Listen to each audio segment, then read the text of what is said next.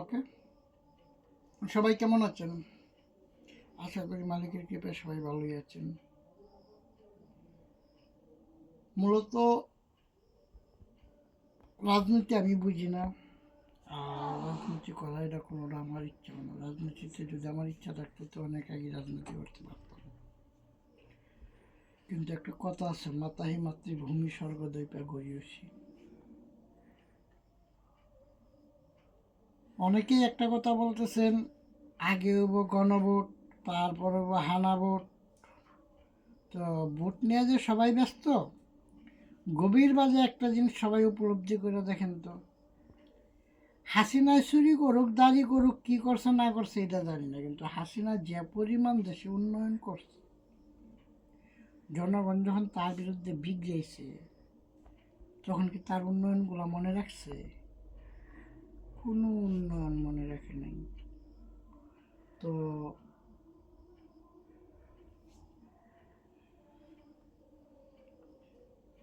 জামাত শিবির বা বা জামাত ইসলাম যাই বলেন, ওনাদের চিন্তাধারা, ওনারা ভোট পাইয়া দেশ একবারে সাঙ্গে তুলে লাগবে। আমি তো মগা মানুষ, সাধারণ জরিপ বুঝি না, আবার অঙ্ক তেমন বুঝি না, কারণ অঙ্কে আমার ভালো রেজাল্ট নেই। এই দেশে মাজার আছে প্রায় ১,৫০০-এর মতো। মাজারপন্থীরা কি এই বর্তমানে বিএনপি কোন বা জামাতে ইসলাম কোন বা বর্তমানে যারা ক্ষমতাসীন দলগুলো আছেন তাদেরকে ভোট দিব না আওয়ামী লীগপন্থীরা ভোট দিব? কেন? প্রথম প্রশ্ন। দ্বিতীয় প্রশ্ন, বাংলাদেশে ২,৫০০ গার্মেন্টস বন্ধ হয়েছে।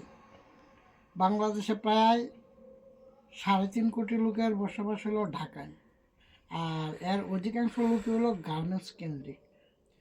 যে ২৫০ গার্মেন্টস যদি বন্ধ হয়ে থাকে, তে কমপক্ষে ২.৫ থেকে ৩ লাখ শ্রমিক বেকার হয়েছে। যদি একটা গার্মেন্টসে ১,০০০ করে শ্রমিকও ধরেন,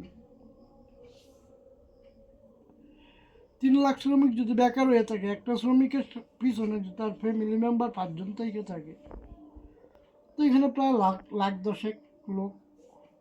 ওই লাখ দশেক লোক কি বর্তমানে যারা বিএনপি আছেন বা জামাতে ইসলাম আছেন বা এনসিপি আছেন তাদেরকে কোনো সমর্থন করব? বা আপনারা দেশবাসী সমর্থন করার মতো এমন কোনো কাজ করছেন? আপনারা এখন ওই হানা যে একটা ভোট করবেন, তো ৭১-এর হানা ভোটটা গেল কই?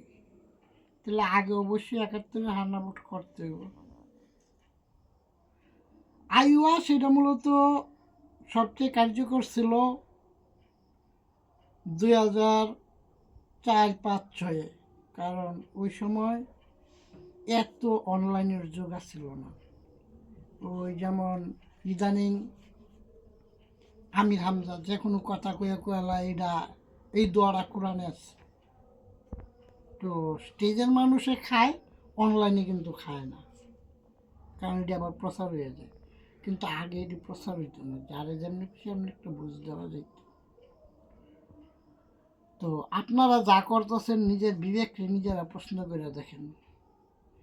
আমি আগেও রাজনীতি করি নাই, ভবিষ্যতে আমার রাজনীতি করার কোনো চিন্তা ভাবনা নাই। তবে সবাই একটা কথা বলি, মানুষ কিন্তু অতি লোভে পাগল হয়ে যায়। আর কেন জানি মনে হয় বিএনপির বর্তমানে যারা কেন্দ্রীয় নেতা তারা অতি লোভে পাগল হয়ে যাইতেছেন। আপনাদের একটা জিনিস উপলব্ধি করা উচিত, আমরা বাঙালি রইলাম এমন একটা জাতি, যদি কারো উপকার করেন ভালো করেন, তাহলে যদি বলা হয় ভালো করছে কেটা ভালো লাগে, আর যদি বালাটা তিল পরিমাণ খারাপ হয়ে যায় তাহলে কিন্তু ভালো করছে ওই গোলামের প্রতি।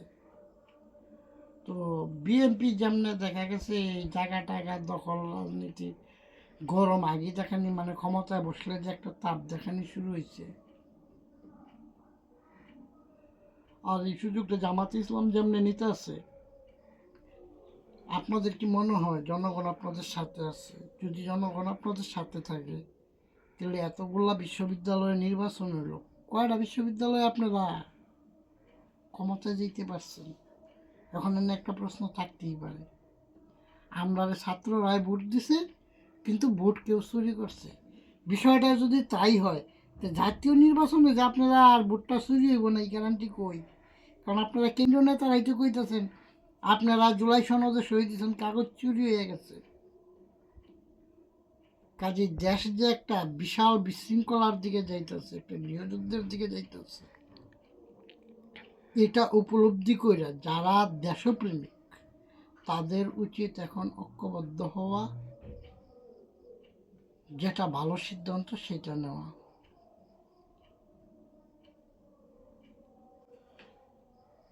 আমার কথাগুলো অনেকটা আওয়ামী লীগপন্থী। হ্যাঁ, আমি আওয়ামী লীগ করি না, এটা যেমন সত্য, আমি ৭১কে সমর্থন করি।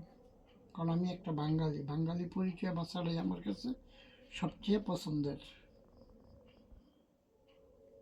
ইসলাম, যারা ইসলামটারে সবচেয়ে বেশি আবেগপূর্ণ ধরে, মানে ইসলামের লাগে জাহাদ করুম, ইসলামের লাগে মরে যামু, ব্যাস পামো, তারাই কিন্তু ইসলামটা নিয়ে ব্যবসা করতেছে। সাধারণ মুসলমানরা কি বুঝতেছেন না? এই যে তারেক মনোয়ার ৯৯ সালে যত কিছু করছে, আপনাদের কি মনে হয় কোরআনের হিসাবে উনি মুনাফেক হওয়ার এখনো বাকি আছেন? এমন অনেক বক্তাই আছে। যদিও আমি মুনাফেকের ব্যাখ্যা জানি না, কাফেরের ব্যাখ্যাও জানি না, কিন্তু একটা কথা কিন্তু আছে, কাফের এক সময় ভালো হইতে পারে, কিন্তু মুনাফেক কখনো ভালো হবে না। আর মুনাফেককে যে বিশ্বাস করবে সে হলো আরেক বোকা। তো এনে আর কিছুই করার নাই। ওই নোয়াখালীতে একটা ছেলের একটা পোস্ট দেখছিলাম, নামটা সঠিক খেয়াল নাই, ৩-৪ দিন আগে দেখছিলাম, এটা আমি আবার স্টোরিতেও দিছিলাম।